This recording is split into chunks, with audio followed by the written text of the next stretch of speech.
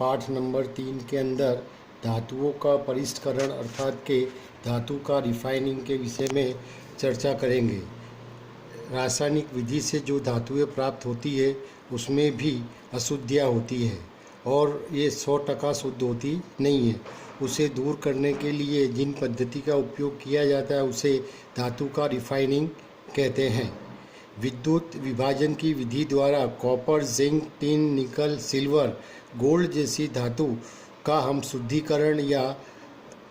शुद्धिकरण कर सकते हैं।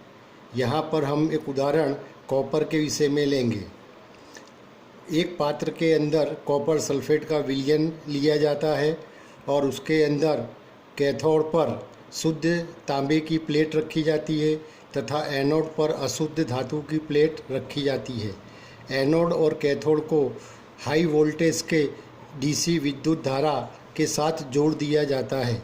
अब जैसे ही इसमें विद्युत धारा प्रवाहित की जाती है वैसे ही उसमें विद्युत रासायनिक प्रक्रिया होती है और इसके दौरान Cu+2 कैथोड की तरफ गति करते हैं और सल्फेट आयन जो है एनोड की तरफ गति करते हैं और वहाँ पर उसका रिडक्शन होकर के ये शुद्ध धातु कॉपर प्राप्त होती है और अशुद्धियाँ जो है विलयन के अंदर रह जाती है और दूसरी अशुद्धि जो अविलय होती है वो पात्र के नीचे इकट्ठी हो जाती है जिसे अपने एनोडिक पंख कहते हैं। इस प्रकार से विद्युत विभाजन की विधि से 99.9% शुद्ध तांबे की धातु प्राप्त की जाती है।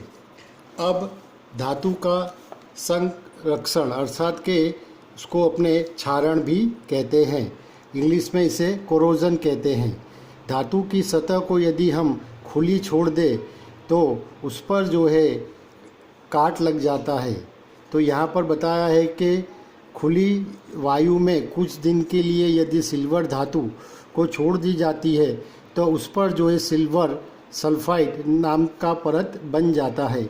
इसी प्रकार से कॉपर वायु के अंदर मॉइस्चर वाली या नमी वाली कार्बन डाइऑक्साइड के साथ अभिक्रिया करके कॉपर कार्बोनेट बनता है और हरे रंग की परत चढ़ जाती है। यदि हम लोहे को लंबे समय तक पानी के अंदर रखा जाए तो उसमें रासायनिक प्रक्रिया होकर के जंग लग जाती है। इस क्रिया को अपने कोरोजन या क्षारण कहते हैं। अब क्षारण को रोकने के उपाय बताए गए हैं। तो धातु पर पेंट करके अथवा तो कलर लगा करके, तेल लगा करके, ग्रीस लगा करके या गैल्वेनाइजिंग करके, क्रोमियम की परत चढ़ा करके, एनोडीकरण करके या मिश्र धातु बना करके लोहे को जंग लगने से बचाया जा सकता है। लोहा एवं इस्पात को जंग से सुरक्षित रखने के लिए उस पर जिंक धातु की परत चढ़ाई जाती है जिसे अपने गैल्वेनाइजेशन कहते हैं। ये परत नष्ट होने के बाद भी ये धातु जो है वो सुरक्षित रहती है, काट लगता नहीं है।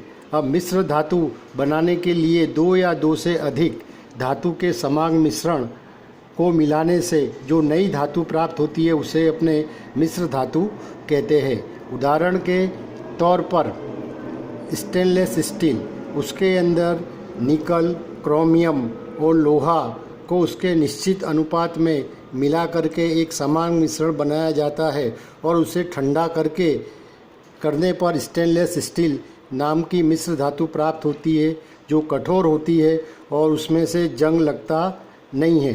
तो इस प्रकार से मिश्र धातु के जो गुणधर्म हैं वो अन्य धातु से एकदम अलग हो जाते हैं।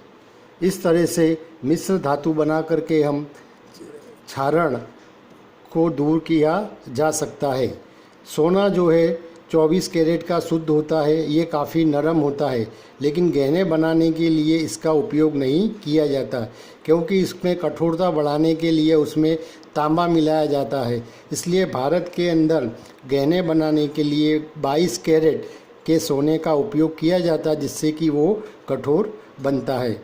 इसी तरह से एमालगम ये मरकरी की मिश्र धातु है। कुछ शुद्ध धातु की अपेक्षा उनके मिश्र धातु की जो विद्युत चालकता है और गलन बिंदु है वो कम होता है। उदाहरण के लिए तांबा और जस्ता को मिलाने से पीतल नाम की मिश्र धातु प्राप्त होती है।